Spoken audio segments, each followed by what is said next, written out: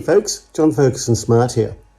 What's the best way to accelerate your test automation learning? What's the best way to learn faster?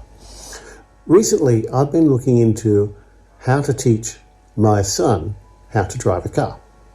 And one of the things I found is quite interesting. An instructor on YouTube explaining his technique basically said this. He said that when you are teaching someone to learn to drive a car, you don't actually teach them. That's not how they learn.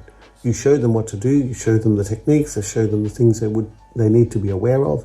But what really teaches the student, the way the student really learns, is the experience they get, is doing. It's through experience, it's through driving that they learn. It's through coming across new situations and reacting to them and learning how to cope with those situations. And learning test automation is kind of the same thing. You can watch all the videos you want. You can read all the books you want. You can go do all the courses you want. That is not the key thing that gets you learning. The real thing that gets you learning is being in a situation where you will encounter different scenarios, different situations, different problems that you need to solve, and learning how to solve those problems yourself.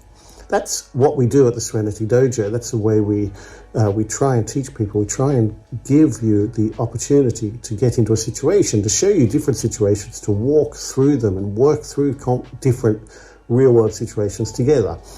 And if you do want to talk about that, I'd be happy to chat. Just reach out to me. I can explain how all that works. But in the more general case, to really be effective at learning test automation, what you need to do is practice, and practice in a deliberate way. Put yourself in a situation where you encounter different problems and figure out how to solve them. Put yourself in real-world problems, with real-world sites or applications that you need to automate, and figure out how to do it.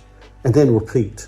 If you do it once and then walk away and do something else, you'll forget it. If you do it several times, then it will sink in.